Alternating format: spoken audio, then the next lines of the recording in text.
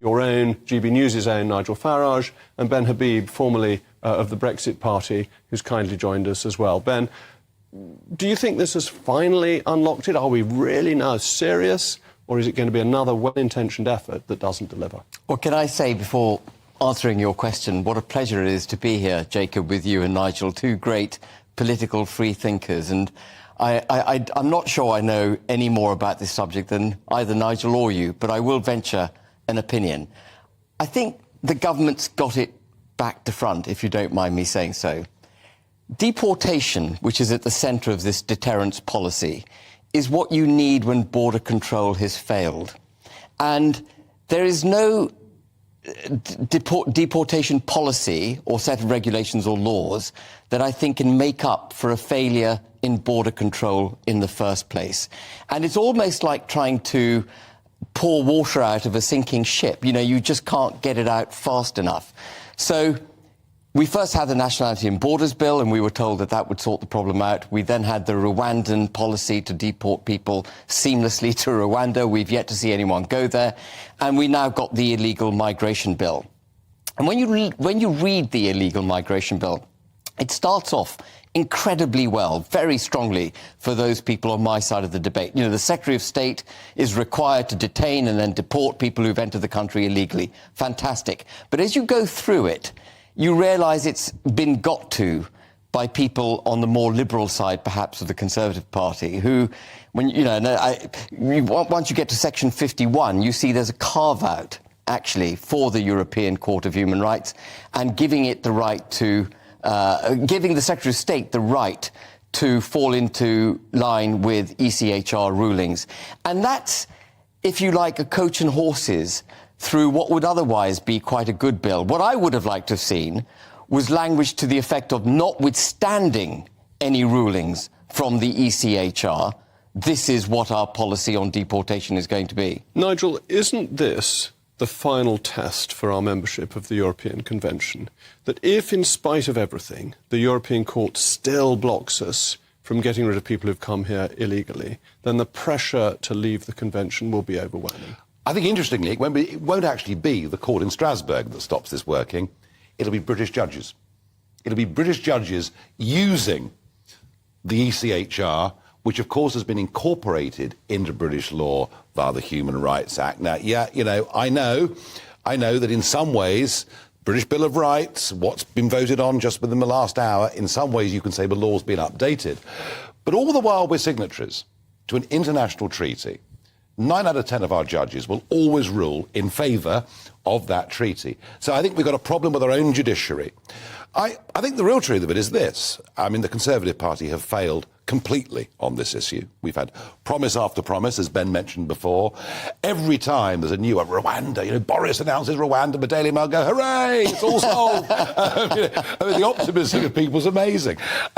It's been catastrophic. I mean, you know, and we haven't even touched on the levels of legal migration into Britain that are now hitting all-time records. Separate debate. But I actually think this. I think that the legislation, and it reads brilliantly to begin with, is in conflict with our international obligations. And therefore, logically, what we have to do is to reconsider and change our international obligations. And we ought to do it properly. We ought to do it the nice way. Tony Abbott in Australia was so frustrated in the end that he said, to hell with the UN, to hell with what the EU are going to say and everybody else, and simply deported people, towed them straight back to Indonesia and ended the problem.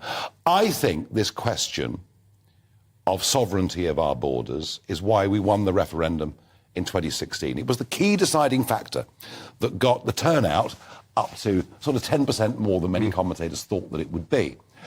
I think it was a bigger part of the 80-seat majority than perhaps many Conservatives actually wished to admit to themselves. And I think within the next 5 years, we are going to have a battle over membership of the ECHR, which will be almost like the Brexit debate all over again. This is going to rise to very near the top of the agenda in this country. Because it is all about whether or not you have taken back control. It's about whether our Parliament can decide things, or whether there is an overarching body that will tell us to do something different.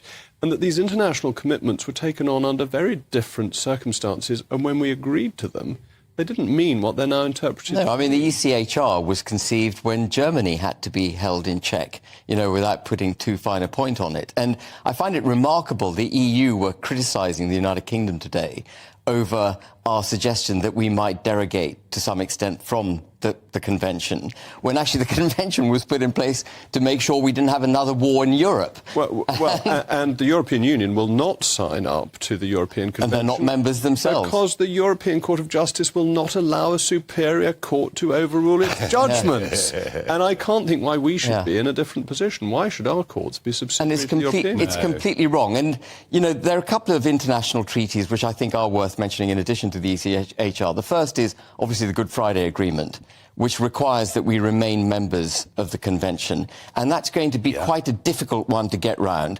But of course, as we all know, the three of us know, the Good Friday Agreement has been observed in the breach most recently by the way that the protocol in now the Windsor Framework, which is Protocol Mark II, has been forced on Northern Ireland. And I think we need to take a really good hard look at the Good Friday Agreement if we're going to get away from the ECHR. And then the other agreement, I'm afraid, is the Trade and Cooperation Agreement, because it reiterates our commitment to the ECHR. I can't remember the exact page. I know you're very good on page numbers, Jacob. But, there's a direct and declaration that we are going to, stay with the ECHR. And devolution with Scotland, with Wales. I mean, Blair was absolutely determined to Europeanise us as much as he possibly could. And one of the arguments, Jacob, against leaving ECHR is the sheer level of disruption that it would cause with all of these different agreements. But that's not an argument for not doing the right thing. Absolutely. But the Good Friday Agreement, the Belfast Agreement, is a real point, isn't it? Because that will be problematic for those of us who are unionists who don't want to do anything that risks the United Kingdom. Yeah, I mean, look, there is an argument that says if you leave the ECHR, you put yourself in the position of Belarus and Russia. Why would you do that? But that's nonsense, isn't it? Well, of course, Jacob made the point earlier that, this was all signed up to in 1951, devised in the late 1940s, in a very different world, for very different reasons. And actually, through judicial activism, the ECHR has crept into areas of our life that it was never intended Making law. Not adjudicating law, but making law on the hoof. And we've been the first country to leave the European Union. It shows that we do, actually, when really push comes to shove on big issues. I think it's very interesting.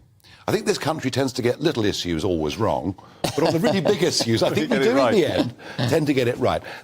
Jacob, I feel this. I sense you do as well. I think the Conservatives, with this legislation, will not succeed. I think our judiciary and those in Strasbourg will make sure of that. But I think we'll go into the next election with the Conservative Party, probably against its will, and probably not being sincere, which applied to Brexit in some ways. Some of us were sincere. Well, no, I know that. There's a sense of déjà vu here. Well, there is. It's a very similar. It's a very similar issue, and I think the Conservatives will go into the next election saying, "Look, we tried and tried and tried.